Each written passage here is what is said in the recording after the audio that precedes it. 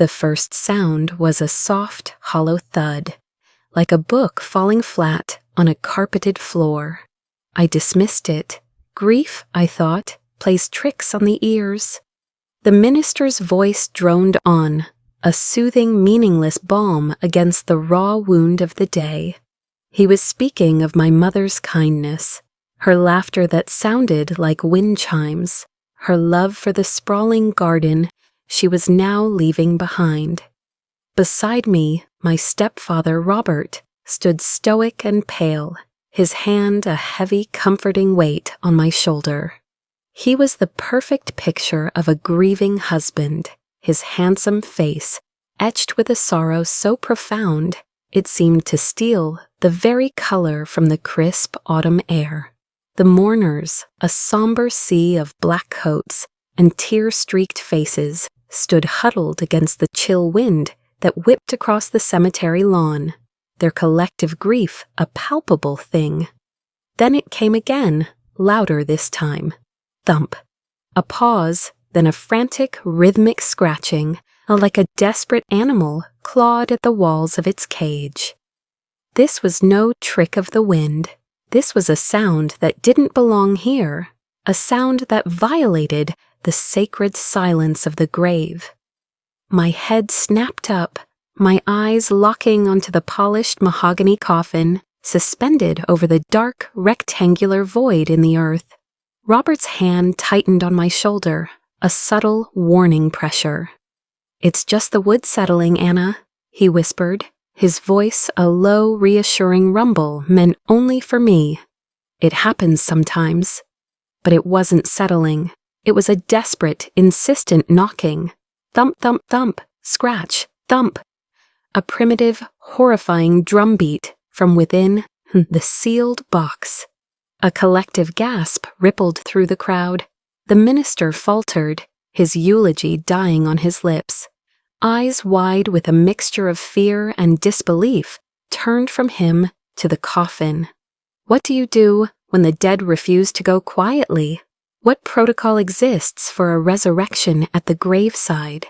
My heart hammered against my ribs, a frantic counter-rhythm to the knocking. My mother, Elizabeth, was in there. The woman who taught me how to read, who held me when my heart was broken, who smelled of lavender and soil. They told me her heart had simply given out in her sleep. A peaceful end, they had said. A blessing, Robert had called it, that she felt no pain. But this was not peaceful. This was a raw, primal scream for help from 6 feet under. I pulled away from Robert's grip, stumbling forward. The 2 burly funeral home workers exchanged uneasy glances, their professional composure shattering. "Open it," I croaked, the words tearing from my throat. "For God's sake, open it." Robert was beside me in an instant, his arms circling my waist, pulling me back. "Anna, darling, you're in shock," he murmured, his voice laced with a performer's pity that suddenly sounded false, grating. "The grief is making you hear things. Let's not make a scene. Let's let your mother rest in peace." But the knocking grew more frantic, more insistent. It was a language of pure terror, and I was the only one who seemed willing to listen. "No," I shouted, shoving him away with a strength I didn't know I possessed. "Something's wrong. Open the damn coffin." The crowd erupted in murmurs. The minister looked helplessly at the funeral director, a man whose face had gone ashen. This was a situation far beyond his training in grief counseling and floral arrangements. I saw the flash of something in Robert's eyes then, something cold and hard that was gone as quickly as it appeared. It was a flicker of pure, undiluted fury. It wasn't the look of a grieving husband trying to manage his hysterical stepdaughter. It was the look of a man whose meticulous plans were unraveling before a crowd of witnesses. That single fleeting expression was the first crack in the perfect facade he had built over the past 5 years. In that moment, standing on the precipice of my mother's grave, a terrifying, impossible thought took root in my mind, a seed of doubt that would grow into a monstrous certainty. He didn't want them to open it. He knew she wasn't dead. I lunged toward the coffin, my hands outstretched, as if I could tear the lid off with my bare fingers. The funeral workers, spurred by my desperation and the horrified gasps of the onlookers, finally moved. They grabbed the heavy crowbars from their truck, their movements clumsy with urgency. The sound of metals screeching against wood was deafening. With a final groaning crack, the seal broke, and as the lid was lifted, the knocking stopped. For a heart-stopping second, there was only silence. Then a faint, ragged gasp for air. My mother's eyes fluttered open. The world dissolved into a cacophony of shrieks and frantic motion.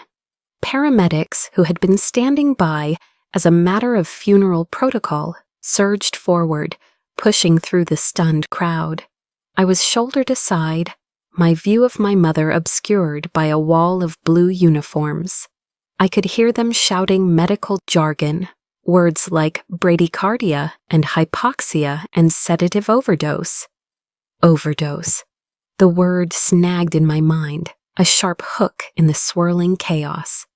Her doctor had said her heart had failed, a natural, quiet decline. An overdose was not natural. It was not quiet. It was an act. Robert was suddenly beside me again, his performance of a lifetime now in full swing. He was sobbing, clutching at the paramedic's arms, crying out my mother's name. "Elizabeth, oh my God, it's a miracle, a true miracle." He fell to his knees, burying his face in his hands, his shoulders shaking with what anyone else would see as overwhelming relief. But I saw the subtle tremor in his hands, the way his eyes darted around, assessing the crowd, gauging their reactions. This wasn't relief, it was panic, masterfully disguised as joy. They loaded her onto a stretcher, an oxygen mask already strapped to her pale face. Her eyes were closed again, her chest rising and falling in shallow, shuddering breaths. She was alive, but only just. As they rushed her toward the waiting ambulance, I tried to follow, but Robert's hand clamped down on my arm, his grip like steel. "Let them work, Anna," he said, his voice thick with manufactured tears. "We have to let them help her." He pulled me into an embrace, holding me tight against his chest. It was meant to be a gesture of shared, miraculous joy. A father comforting his daughter, but it felt like a cage. His body was tense, rigid, and as he held me, he whispered into my hair, his breath warm and his words cold as ice. "We must be strong for her. This is a terrible shock for everyone. We need to present a united front." A united front. The phrase was so clinical, so calculated. It wasn't what a husband, overwhelmed by the miraculous return of his wife, would say. It was the language of strategy, of damage control. The seed of doubt that had planted itself at the graveside began to sprout, its roots twisting deep into my gut. I let him lead me to his car, my body moving on autopilot. My mind was a maelstrom of images, the frantic knocking, the cold fury in Robert's eyes, the word overdose. I thought back to the past few months, my mother's slow decline, her sudden bouts of confusion, her fatigue. We'd all attributed it to her age, to a gentle winding down. Robert had been the perfect caregiver, always at her side with a cup of his special herbal tea, the one he brewed himself from a blend he ordered online. "It's for her nerves," he'd say, with a doting smile. "Helps her sleep." He had managed her medications, consulted with her doctors, and meticulously documented her symptoms. He had been so attentive, so loving, too loving perhaps. Was it possible that his care had been a cover for something sinister? Was his nightly ritual of tea and comfort a slow, methodical poisoning? The thought was so monstrous, so unthinkable, that I felt a wave of nausea. This was Robert, the man who made my mother laugh again after my father died, the man who fixed my leaky faucet and helped me with my taxes. He had woven himself into the fabric of our lives so seamlessly that I couldn't imagine a time without him. To suspect him felt like a betrayal of my mother's own heart, of her happiness. But the memory of his eyes at the graveside was a persistent, ugly stain I couldn't wipe away. At the hospital, we were relegated to a sterile beige waiting room. Robert paced the floor, running his hands through his perfectly coiffed silver hair, fielding calls from concerned friends and family. With each call, his story became more polished. It was a miracle from God, a testament to Elizabeth's incredible strength, a 1-in-a-million medical anomaly. He was crafting the narrative, cementing his role as the grateful, astonished husband. I sat silently in a hard plastic chair, the hospital's antiseptic smell burning my nostrils. I watched him, really watched him, for the first time. I saw the way his smile never quite reached his eyes, the way his fingers drummed an impatient rhythm on his thigh when he thought no one was looking. This was not a man adrift in a sea of shock and gratitude. This was a man recalculating, adapting his plan to a new, unforeseen variable. The variable was my mother, and she was alive. A doctor finally emerged, her face grim. She led us into a small, private consultation room. My mother was alive, she explained, but she had slipped into a deep coma. Her system was flooded with a potent, unidentifiable cocktail of sedatives and beta blockers, a combination designed to slow the heart to a crawl, mimicking natural death. We found enough barbiturates in her system to put down a horse, the doctor said. Her eyes filled with a mixture of pity and suspicion. This was not a mistake. Someone did this to her. She looked from me to Robert, her gaze lingering on him for a fraction of a second too long. Robert summoned a fresh wave of tears, his voice breaking as he asked how anyone could do such a thing to his sweet, gentle Elizabeth. He played the part of the bewildered victim perfectly, demanding the hospital investigate, demanding answers. He was building his alibi, brick by painstaking brick, right in front of my eyes. He was using the truth of her poisoning to hide his role in it. While he spoke to the doctor, I felt my phone vibrate in my pocket. It was a text from my cousin, Sarah. "Are you okay? I'm so sorry, Anna. Is there anything I can do?" A simple message of support, but it sparked an idea. I needed to re-examine everything. I needed to go back to the house. I made my excuses, telling Robert the stress was too much and I needed to go home and rest. He was surprisingly agreeable, even insistent. "Of course, darling, go home. I'll stay here with your mother. I won't leave her side for a moment." The words were meant to sound reassuring, but a chill went down my spine. He wanted to be alone with her. He wanted control. Leaving him there felt like leaving a lamb in a wolf's den, but I knew I was powerless at the hospital. The real answers were in the home he shared with my mother. Driving back to their house, a place that had always been a sanctuary of warmth and comfort, I felt like a trespasser. Every familiar object now seemed sinister, a potential clue in a crime I was only just beginning to comprehend. the cheerful yellow front door, the potted geraniums on the porch, the welcome mat my mother had hooked herself. It all felt like a stage set, designed to conceal a dark and terrible secret. I let myself in with my key. The house was silent, unnaturally so. It was a silence heavy with absence, thick with unspoken questions. I walked through the rooms, seeing them with new, suspicious eyes. I went first to the kitchen, the heart of my mother's home. On the counter sat the ornate tin canister where Robert kept his special herbal tea. I opened the lid. The scent was cloying, a strange mix of chamomile and something else, something bitter and medicinal.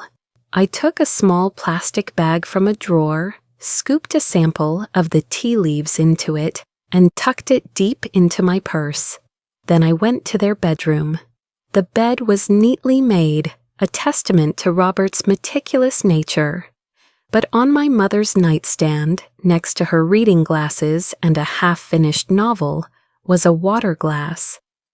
It was empty, but I could see a faint white residue at the bottom. I carefully placed the glass in another plastic bag. I felt like a detective in a cheap thriller, but my fear was very real. If Robert had done this, he would have been careful. He would have covered his tracks. I needed to find something he had overlooked, some small mistake that would expose the monster hiding behind the loving husband's mask. His study was my next stop. It was his private domain, a room my mother rarely entered. It smelled of old books and his expensive cologne. I sat down at his sleek, modern desk and turned on his laptop. It was password protected, of course. I tried my mother's birthday, their anniversary, the dog's name. Nothing. Then I remembered something my mother had told me once, laughing. "Robert is so vain," she'd said. "He thinks he's some kind of financial genius. His first big stock market win was a company called Ethelred. He never shuts up about it." I typed in Ethelred 1, access granted. My hands were shaking as I clicked on the browser history. There were the usual things, news sites, stock market tickers, emails. But as I scrolled back through the weeks leading up to my mother's death, a chilling pattern emerged. Searches for odorless, tasteless poisons. How to mimic a natural heart attack. Digitalis dosage, lethal. And then, the one that made my blood run cold. How long can a person survive in a sealed coffin? He had planned it all. He had researched it. He had known there was a chance she might wake up. He hadn't counted on her being strong enough to knock. I felt a surge of icy rage. He had been slowly, methodically murdering my mother while holding her hand and telling her he loved her. The sheer evil of it was breathtaking. I took out my phone and began taking pictures of the screen, documenting every damning search query. I had to get out of there. Every second I spent in that house felt like a risk. As I was about to close the laptop, a new email popped up in his inbox. The subject line was, "Re-policy activation." My heart stopped. I clicked it open. It was from a life insurance company, confirming the activation of a $2 million policy on Elizabeth Miller, with Robert Miller as the sole beneficiary. The policy had been taken out 6 months ago. The first premium had been paid just last week, days before she fell into her final deep sleep. There it was, the motive, cold, simple, and utterly depraved. $2 million. That's what my mother's life was worth to him. I heard the sound of a car pulling into the driveway. My blood froze. It was Robert. He was back. Panic seized me, sharp and suffocating. I was trapped. I frantically closed the laptop, my fingers fumbling on the trackpad. I shoved my phone into my pocket, the incriminating photos a burning weight against my leg. The sound of his key in the front door lock was like a gunshot in the silent house. There was nowhere to run, nowhere to hide. His study had only one exit, and he was standing right outside it. I had to compose myself, to erase the terror from my face and replace it with the mask of a grieving daughter. My life, I realized with sickening clarity, now depended on my ability to act. The door swung open, and Robert stood there, silhouetted against the hallway light. He didn't look surprised to see me. He looked expectant. A small, cold smile touched his lips. "Anna," he said, his voice smooth as silk. "I thought you went home to rest." I couldn't," I stammered, my voice barely a whisper.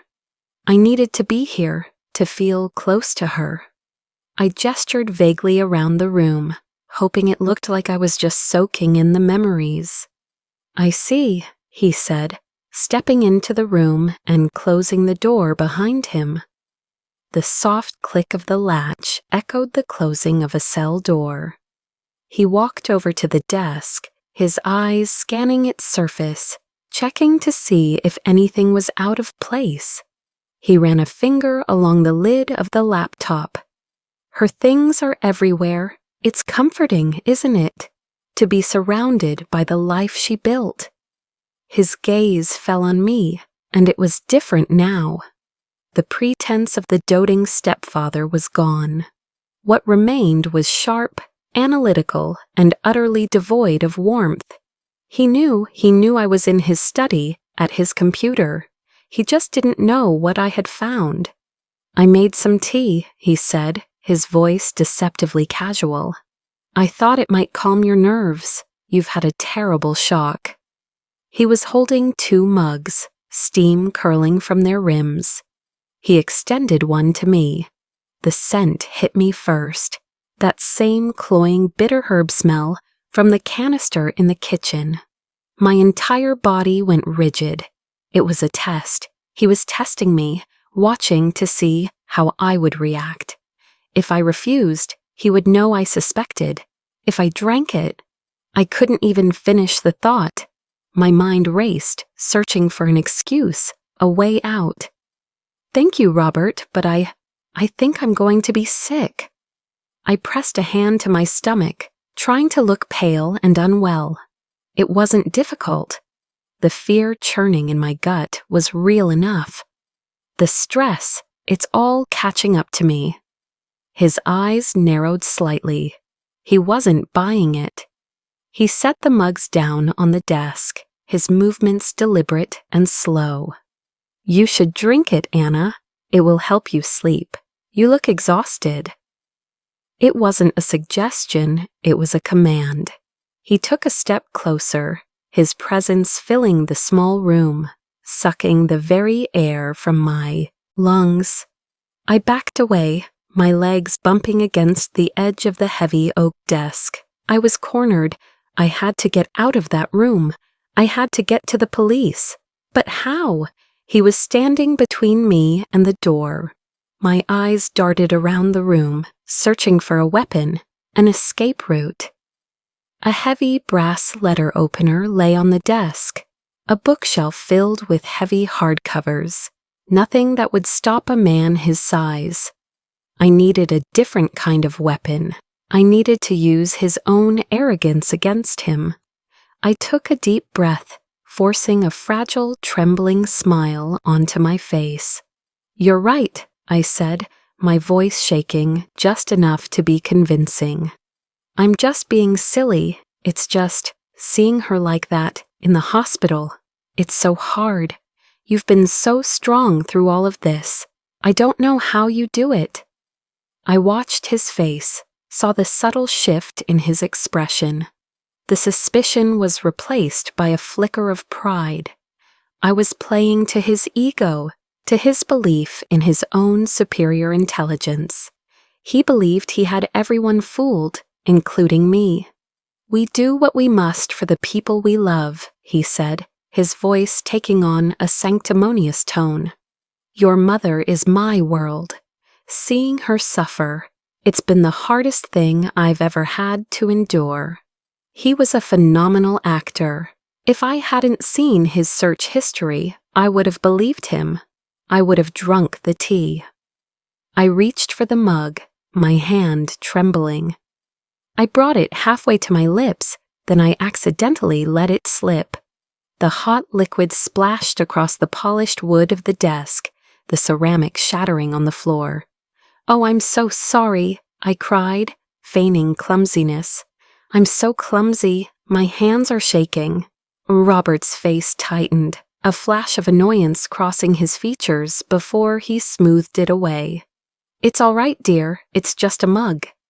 He bent down to pick up the pieces, and in that moment, I saw my chance. I bolted for the door, yanking it open and sprinting down the hall. I didn't look back. I could hear him shouting my name, his voice no longer smooth and charming but sharp with rage. I fumbled with the deadbolt on the front door, my fingers slick with sweat. The lock sprang open, and I burst out into the cold night air, gasping for breath. I ran down the driveway, not daring to look back, expecting to feel his hand on my shoulder at any second. I reached my car, jammed the key into the ignition, and sped away, my tires screeching on the pavement. In my rearview mirror, I saw him standing on the porch, a dark figure watching me go, his face a mask of cold fury. He knew now. He knew that I knew. The game was over, and a new, more dangerous one had just begun. I didn't drive home. That was the first place he would look. Instead, I drove aimlessly for what felt like hours, my knuckles white on the steering wheel, my mind a chaotic whirl of fear and adrenaline. The images from his laptop were burned into my retinas. The search queries, the insurance policy, the cold, calculated plan to murder my mother. The man I had known for 5 years, the man who had been a second father to me, was a monster. The realization was a physical blow, knocking the wind from my lungs. He had tried to kill my mother, and when I found out, he had tried to poison me. I was no longer just a witness. I was his next target. I couldn't go to the police, not yet. What did I have? Photos on my phone of a computer screen, a baggie of tea leaves, a water glass with some residue.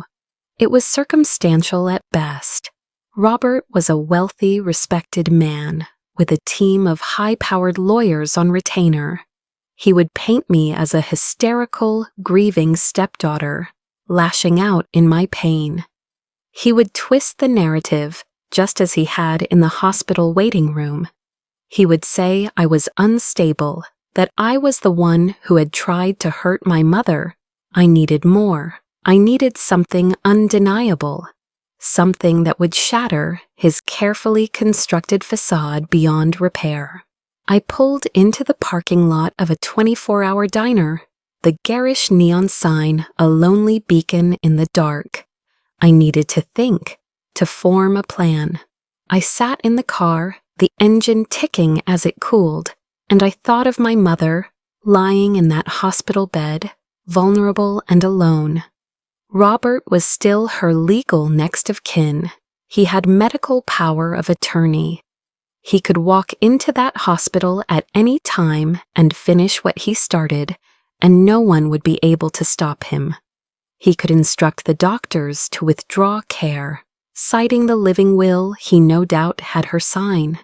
He could smother her with a pillow and call it a mercy. The thought sent a jolt of pure terror through me.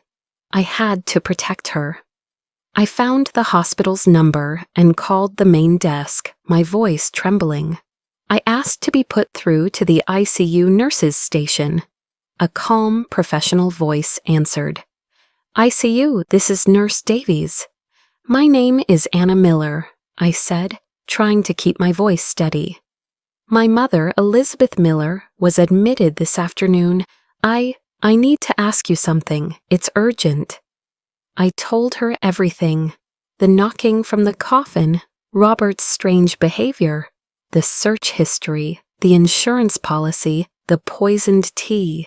I poured it all out in a frantic, desperate torrent of words. I expected her to dismiss me, to tell me to call the police, to hang up. But she listened. She listened patiently, asking sharp, intelligent questions. What kind of tea was it? Did he have access to her medications? Is there a history of financial trouble?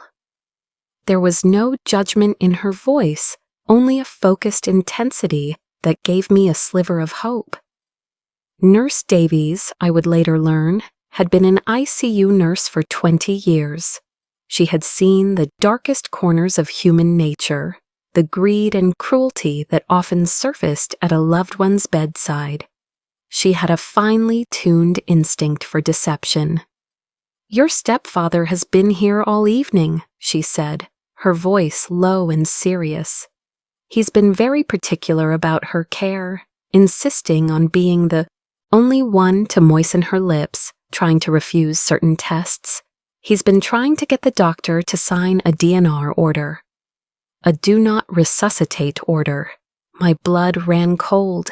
He was already putting his new plan into motion. "Listen to me, Anna," Nurse Davies said, her voice firm. "Do not go home. Do not go to the police yet. You're right, he'll twist it. We need to catch him in the act. Can you get back to the hospital without him knowing?" "Yes," I said, my resolve hardening. "What do I need to do?"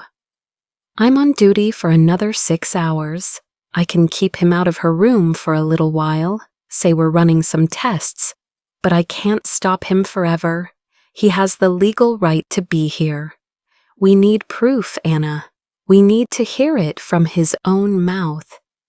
A plan began to form, desperate and dangerous, but it was the only one I had. "There's a small electronics store a few miles from the hospital," I said.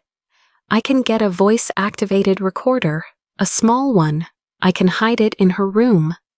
"Good," she said. "There's a potted plant on the windowsill, a peace lily. You can tuck it into the soil. He'll never see it. I'll make sure the door is unlocked. Get here as fast as you can." We hung up, and for the first time since that first horrifying knock from the coffin, I didn't feel completely alone. I had an ally. The electronics store was a brightly lit island in a dark strip mall.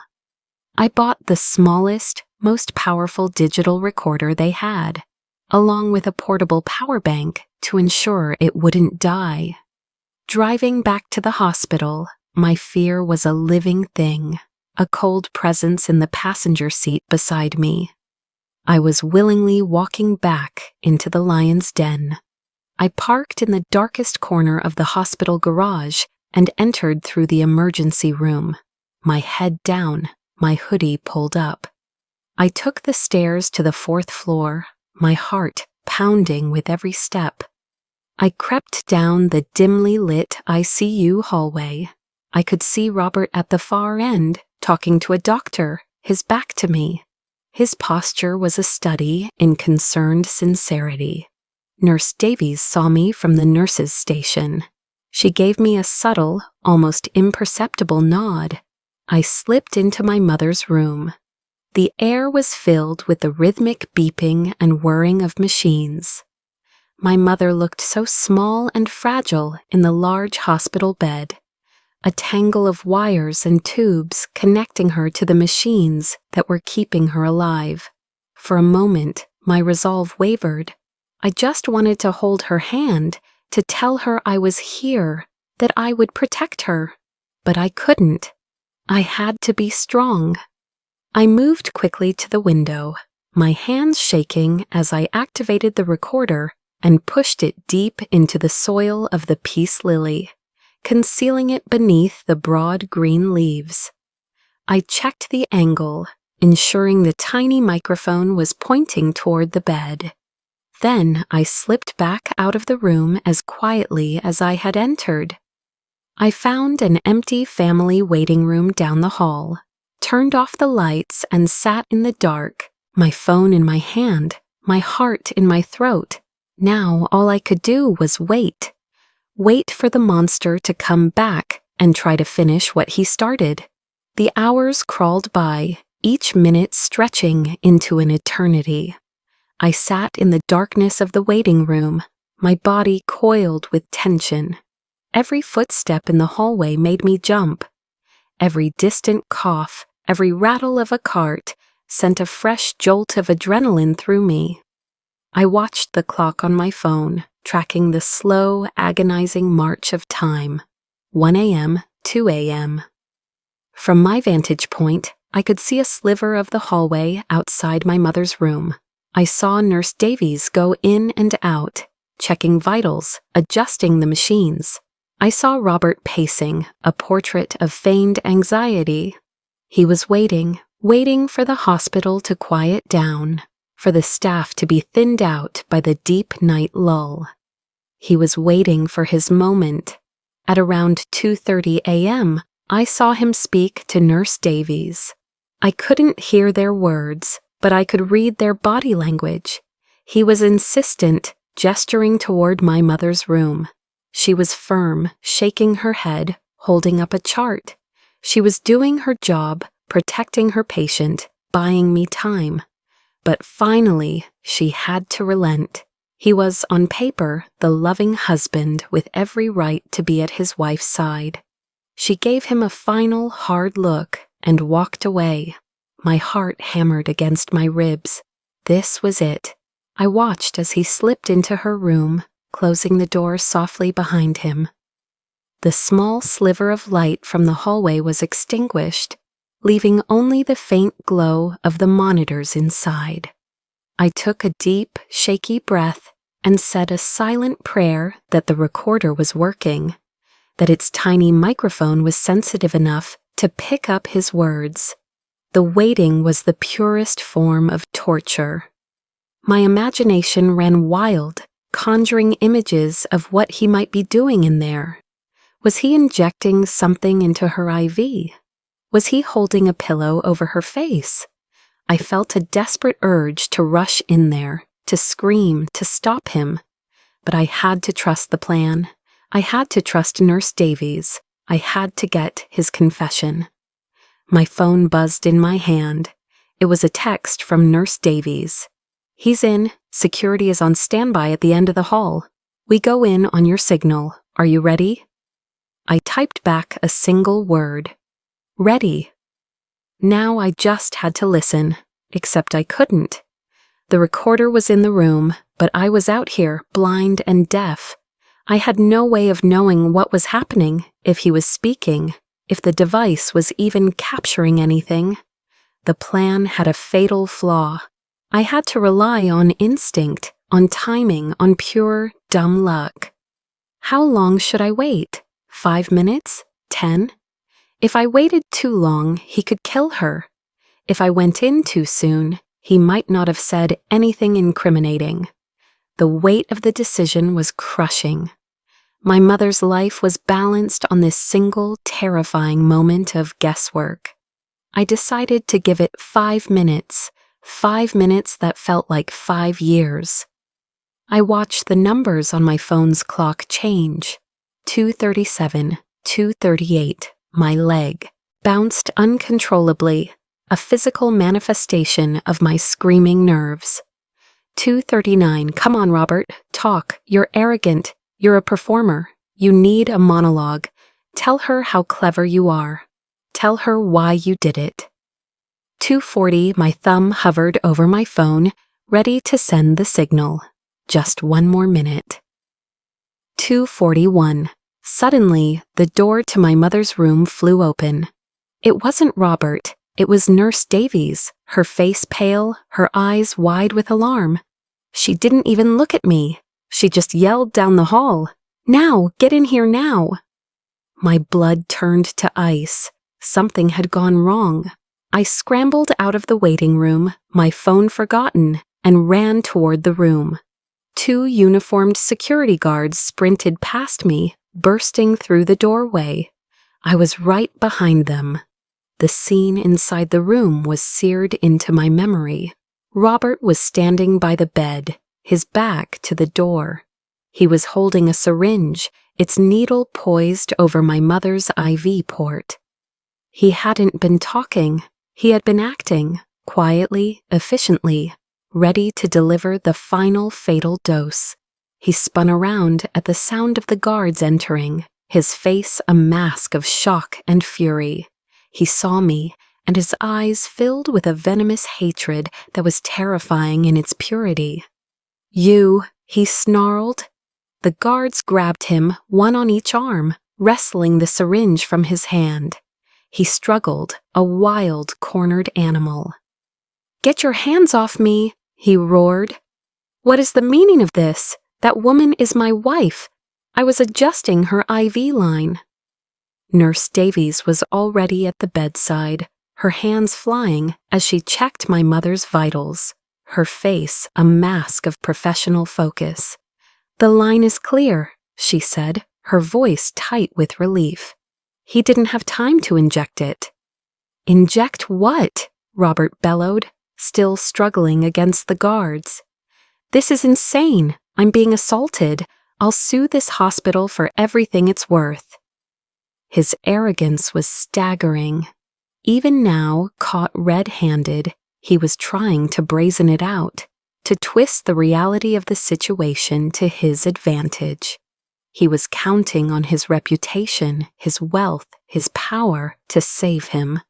But he had made one fatal miscalculation. He thought I had acted too soon. He thought all I had was suspicion. He didn't know about the little black box hidden in the dirt of the peace lily. I walked slowly over to the plant, my movements feeling dreamlike, surreal. I reached into the soil and pulled out the digital recorder. I held it up so he could see it. "I don't think you will, Robert," I said, my voice cold and steady. "Because I have a feeling you weren't quite as silent as you thought you were." His face went slack. The color drained from his cheeks. For the first time, the mask of supreme confidence cracked, revealing the panicked, pathetic man beneath. He stared at the recorder as if it were a snake poised to strike. And in the sudden, ringing silence of the room, punctuated only by the steady beeping of my mother's heart monitor, pressed play. The first sound from the small device was the rustle of clothing, the soft click of the door closing. Then silence. For a heart-stopping 10 seconds, there was nothing, and I felt a cold dread creep into my stomach. Had it failed? Had he been silent after all? My signal to Nurse Davies had been based on a false premise, a desperate hope. Robert started to laugh, a low, guttural sound of triumph. "You have nothing," he sneered, his confidence flooding back. "A recording of a hospital room? You foolish girl, you've overplayed your hand." But then, his voice filled the room, not his speaking voice, but a low, soft whisper, captured with chilling clarity by the tiny microphone. It was the sound of pure evil, a venomous soliloquy delivered to a woman he believed could not hear him. "Oh, Elizabeth," his recorded voice crooned, a grotesque parody of affection. "You just wouldn't die, would you? Always so stubborn, so resilient. I gave you enough to stop 3 hearts, and still you fought. You just had to knock, didn't you? You had to make a scene." The security guards tightened their grip on his arms, as the real Robert stood frozen, his face a canvas of disbelief and horror. He was listening to his own undoing. The recording continued, his voice dripping with resentment and greed. 5 years I've played the part, the doting husband, the loving stepfather. I've endured your boring dinner parties, your sentimental nonsense, Your constant, cloying need for affection. All for this, for a comfortable retirement. $2 million. Is that so much to ask for a man's time? But you just kept lingering. And your precious daughter, Anna.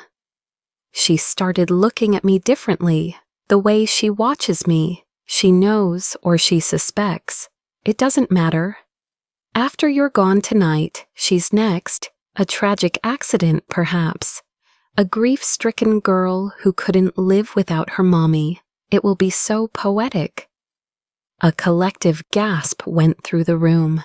Nurse Davies stared at him, her face filled with revulsion. The security guards looked at him, not as a patient's husband, but as a predator. His recorded voice had sealed his fate more surely than any eyewitness testimony ever could.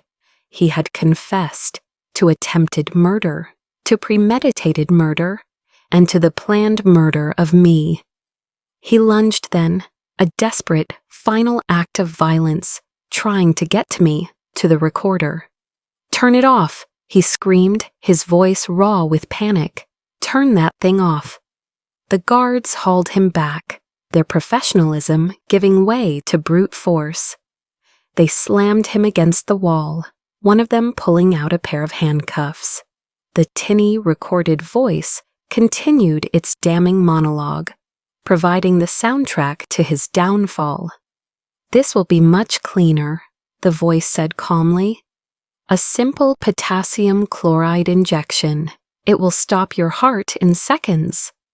They'll see the levels are high, of course, but they'll attribute it to your failing kidneys. Your doctor is already convinced of your decline. It's foolproof. A quiet, dignified end. The one you should have had in the coffin." Nurse Davies snatched the syringe he had dropped. "Potassium chloride," she confirmed, her voice grim. He knew exactly what he was doing. The real Robert had stopped fighting. He sagged against the wall, defeated, the handcuffs clicking shut around his wrists. The confident, charming man was gone, replaced by a hollow shell. He looked at me, his eyes empty. He had been so sure of his own brilliance, so contemptuous of everyone else's intelligence, that he had never considered the possibility that he could be outsmarted. His own ego, the very thing that drove him, had become the instrument of his destruction. I stopped the recording. The silence that followed was profound. The police arrived moments later, summoned by Nurse Davies. They led a silent, shuffling Robert out of the room. The cuffs on his wrists glinted under the harsh fluorescent lights of the hallway. As he passed me, he didn't speak, didn't even look at me. It was over. The immediate threat was gone. A wave of exhaustion so profound, it was like a physical weight washed over me. My legs gave out, and I sank into the visitor's chair by my mother's bed. I reached out and took her hand. It was warm. The steady, rhythmic beep of the heart monitor was the most beautiful sound I had ever heard. It was the sound of life, the sound of a battle won. Nurse Davies came and stood beside me, placing a comforting hand on my shoulder. "You did it, Anna," she said softly. "You saved her life." I looked up at her, my eyes filling with tears. "We saved her life," I corrected. I knew with absolute certainty that I couldn't have done it without her. She had been the only one who had listened, the only one who had believed me. She had risked her job, her professional reputation, to help a stranger. In the dark, terrifying night of Robert's betrayal, her trust had been a solitary guiding light. The rest of the night passed in a blur of police statements and hospital paperwork. I gave them the recorder, the bag of tea, the water glass from my mother's nightstand. I showed them the photos of Robert's search history on my phone. The case against him was a fortress, built of his own words and actions. There would be no escape. As the sun began to rise, casting a pale, hopeful light into the hospital room, I was still there, holding my mother's hand. The doctors were cautiously optimistic. They had identified the toxins and were beginning the long, slow process of flushing them from her system. It was too soon to know if there would be permanent damage, too soon to know when or if she would wake up. But she was alive. And for now, that was more than enough. It was a miracle, just not the one Robert had tried to sell to the world. It wasn't a miracle from God. It was a miracle of a mother's will to live, and a Gaia daughter's refusal to let her go. The days that followed were a strange, suspended reality. The story of the graveside miracle exploded in the media, but the narrative quickly shifted from a medical anomaly to a sensational crime story. "The coffin knocker's husband," one headline screamed. "Poison, lies, and a $2 million plot," read another. Our quiet, private tragedy had become public spectacle. Robert, denied bail, sat in a county jail cell, his face plastered across every news channel. His high-powered lawyers were already at work, attempting to spin a tale of a mercy killing gone wrong, of a man driven to madness by his wife's deteriorating health. But the recording was irrefutable. His cold, calculated confession, played in open court during his arraignment, silenced any doubt. The world heard his venom, his greed, his chilling declaration that I was next. The friends and family who had offered him their tearful condolences at the funeral were now left in a state of horrified shock. I received a flood of calls and messages, all expressing their disbelief, their sorrow, their guilt for having been so thoroughly duped. They had seen him as a charming, devoted husband. They had never looked beneath the surface, never questioned the perfection of his performance. It was a stark lesson in the deceptive nature of evil. It so rarely comes with a warning label. My focus, however, was singular, my mother. I spent every waking moment at the hospital, sitting by her bedside, talking to her, reading to her, playing her favorite classical music. The rhythmic beep of the monitor was the soundtrack to my life. The ICU became my home. Nurse Davies was my rock, a constant source of strength and pragmatic optimism. She taught me how to navigate the complex world of long-term critical care, how to interpret the numbers on the monitors, how to be an advocate for my mother when she couldn't speak for herself. "Don't let the doctors intimidate you," she'd say. "Ask questions, demand answers. You are her voice right now, Anna." And so I was. I attended every meeting with the medical team. I learned about toxicology reports and neurological responses. I fought with insurance administrators and hospital bureaucrats. A quiet strength I never knew I possessed began to surface. The timid girl who had been too scared to speak up at the funeral was gone, replaced by a fierce, determined woman fighting for her mother's life. Weeks turned into a month. My mother remained in the coma, a silent, sleeping figure in the bed. There were small signs of progress, a flicker of an eyelid, a slight tensing of her fingers in mine. But the doctors remained guarded. The damage from the massive overdose and the oxygen deprivation in the coffin had been severe. "We have to be realistic," her neurologist told me gently. "There may be significant cognitive and physical impairment if she wakes up." I refused to accept that. I held on to the image of her strength, of her will to live, the woman who had been strong enough to knock from inside her own coffin was a fighter. I would not give up on her. During those long, quiet hours in the hospital room, I had a lot of time to think. I replayed my life with Robert, searching for the signs I had missed. I remembered his subtle manipulations, the way he would gently isolate my mother from her old friends, convincing her they were a bad influence. I recalled his constant, low-grade complaints about their financial situation. Despite my mother's comfortable retirement fund, he had been planting the seeds of his plan for years, a slow, patient cultivation of control and dependency. The most chilling realization was how close he had come to succeeding. If my mother hadn't woken up at that precise moment, if her knocking hadn't been strong enough to be heard, he would be a wealthy widower today, collecting sympathy and $2 million. I would likely be dead, my own suicide, another tragic footnote to the story. The thought made me physically ill. The world I had known, the reality I had trusted, had been a lie, meticulously crafted by a sociopath. How could I ever trust anyone again? How could I look at a smiling face and not wonder what darkness lurked behind the eyes? The legal process ground on. The district attorney was building an ironclad case. My testimony, the recording, the evidence from the house, and his computer, it was an overwhelming mountain of proof.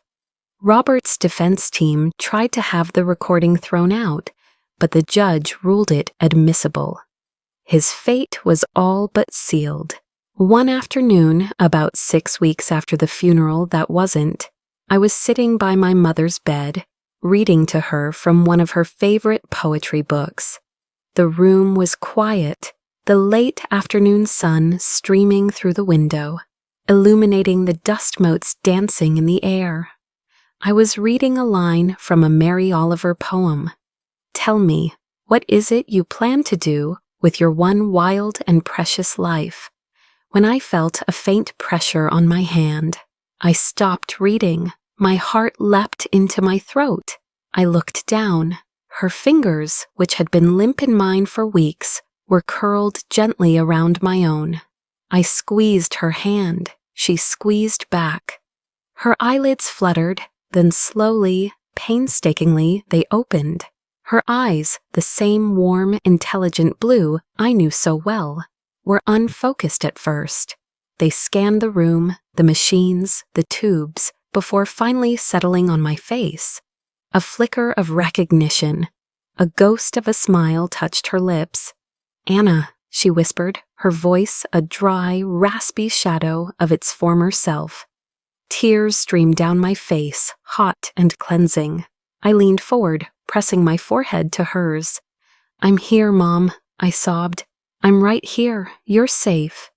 She was back. My mother was back from the edge of the grave, brought back by a strength I was only just beginning to understand. The road ahead would be long and difficult, but in that moment, none of it mattered. She was awake, and we would face it together. The recovery was a marathon, not a sprint. My mother had to relearn how to do everything, how to swallow, how to speak in more than a whisper, how to move her limbs. The toxins had ravaged her body, and the weeks in a coma had caused severe muscle atrophy. There were days of excruciating frustration, of tears and despair. But beneath the physical frailty, her spirit was unbroken. The same stubborn will that had made her knock on her coffin lid now fueled her grueling physical therapy sessions. She was determined to get her life back. As her mind grew clearer, the memories of what had happened began to surface in fragmented, nightmarish flashes. She remembered the strange, metallic taste of the tea Robert insisted she drink each night. She remembered a growing sense of confusion and lethargy, a fog she couldn't seem to shake. And she remembered the last thing she saw before the darkness consumed her, Robert's face, smiling down at her as he held the cup to her lips. She didn't, however, remember the coffin. For her, there was only the blackness, and then waking up in a hospital room with my face hovering over hers. I was grateful for that small mercy. I spared her the most gruesome details, but she needed to know the truth. I sat with her one afternoon and told her everything. About the insurance policy, the search history, the recording. She listened in silence, her face pale, her hands clutching the hospital blanket. When I was finished, she didn't cry. She just stared out the window for a long time, her expression unreadable. Finally, she turned to me, her eyes clear and hard. "He was never a good man," she said, her voice quiet but firm. "He was just a good actor. I was lonely, Anna. I wanted to believe in the performance." Her words were a release for me, absolving me of the guilt I had carried for not seeing the truth sooner. If she, the person closest to him, had been deceived, how could I have known? We had both been victims of his elaborate, cruel theater. Her awakening brought a new level of urgency to the legal proceedings. She was now the prosecution's star witness. Robert's lawyers, seeing their last hopes dwindle, tried to broker a plea deal. Life in prison in exchange for avoiding a trial. Robert, in his infinite arrogance, refused. He was convinced he could still charm a jury, that he could convince them he was the victim. He insisted on going to trial. It was the last and most foolish mistake he would ever make. The trial was a media circus. I had to testify, to recount the events from the funeral to the hospital room. It was grueling, forcing me to relive every terrifying moment. But as I spoke, looking at the jury, I felt a sense of calm. I was simply telling the truth. And the truth in this case was more powerful than any lie Robert could invent. When the prosecutor played the recording from the hospital room, a stunned silence fell over the courtroom. Robert's own voice, dripping with malice and greed, filled the space, a confession from beyond the legal grave. He sat at the defendant's table, pale and shrunken, unable to meet anyone's gaze. The performance was finally over. The final act was my mother's testimony. She was brought into the courtroom in a wheelchair, still frail but radiating an undeniable dignity. She spoke in a soft but clear voice, describing Robert's subtle campaign of control and isolation, his insistence on managing her health and finances. She looked directly at him as she spoke, not with hatred, but with a kind of weary pity. "You didn't just try to take my life, Robert," she said, her voice steady. "You tried to take my dignity. You tried to erase me, but I am still here." The jury was out for less than an hour. The verdict was guilty. Guilty on all counts: attempted murder, solicitation of murder, and a host of lesser charges. The judge sentenced him to life in prison without the possibility of parole. As they led him away, in handcuffs for the last time, he looked over at us. His face was a blank mask.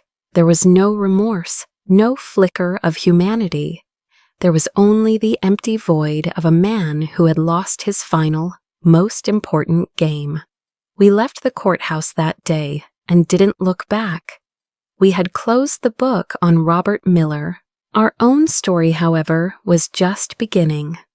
We moved out of the house he had contaminated with his presence, selling it and all its contents. We found a small, light-filled apartment in a new town, a place with no memories, no ghosts. It was a blank slate, and we filled it with books and music and the scent of my mother's favorite flowers. Her recovery continued, slow and steady. She would never regain her full physical strength, and she would always walk with a cane. but her mind was as sharp as ever, her laughter just as bright. We found a new normal, a quiet life built on the unshakable foundation of what we had survived. We had faced the absolute worst of human nature and had come out the other side, not unscathed, but whole. Years have passed since that day at the cemetery. The story has faded from the headlines, becoming just another lurid tale in the true crime archives. Robert will die in prison, a forgotten man, his name a byword for a particularly cold-blooded kind of evil. Sometimes a reporter will call, wanting to rehash the story for an anniversary special or a podcast, but we always decline. We have no interest in reliving the darkness. We prefer to live in the light. My mother and I have built a good life, a peaceful one. Her garden now consists of a series of cheerful pots on our sunny balcony, but she tends to them with the same love and care she gave her sprawling flower beds. She has reconnected with her old friends, the ones Robert tried so hard to push away. Our home is often filled with their laughter, the comfortable chatter of people with a shared history. I found my own path forward as well. The experience with the legal system, the fight to be my mother's advocate, ignited something in me. I went back to school and became a paralegal, specializing in elder abuse and patient advocacy. I now work for a nonprofit that helps protect vulnerable seniors from predators like Robert. I help people find their voice, just as Nurse Davies helped me find mine. We still keep in touch with her. She's retired now, living in a small cottage by the sea. We visit her every summer. We never talk about that night, but we don't have to. There is a bond between the three of us that transcends words, forged in the crucible of a hospital room in the dead of night. Sometimes, when the house is quiet, I think about the series of impossible events that had to align for us to be here. The precise timing of my mother waking up, the thinness of the coffin wall, the acoustics of the gravesite that allowed the sound to carry. If any one of those things had been different, the story would have ended in a dark, silent hole in the ground. It's a chilling reminder of how fragile life is, how quickly it can be stolen by greed and deception. But it's also a testament to something else, something stronger. The will to survive, the fierce, primal love between a mother and a child, the courage of a stranger who chooses to believe. What I've learned is that evil is often banal. It isn't a cackling villain in a dark cape. It's a charming man who brings you tea, a handsome face that smiles while it lies. It is the rot that grows beneath a perfect, polished surface. But I have also learned that the antidote to that evil is just as ordinary. It's the courage to ask a question, to listen to your own intuition, to trust a stranger, to make a stand.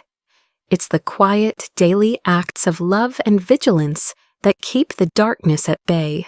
My mother's coffin started knocking right before we buried her.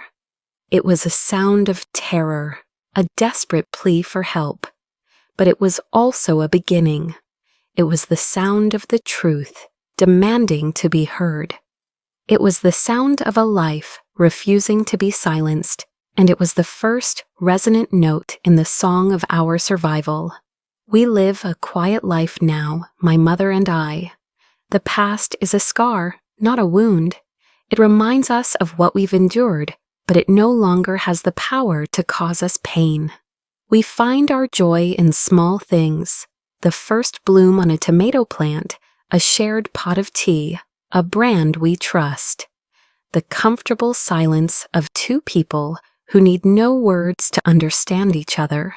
We survived, and in the end, that is a victory more profound and more lasting than any revenge. It is the simple, beautiful, and undeniable triumph of light over darkness,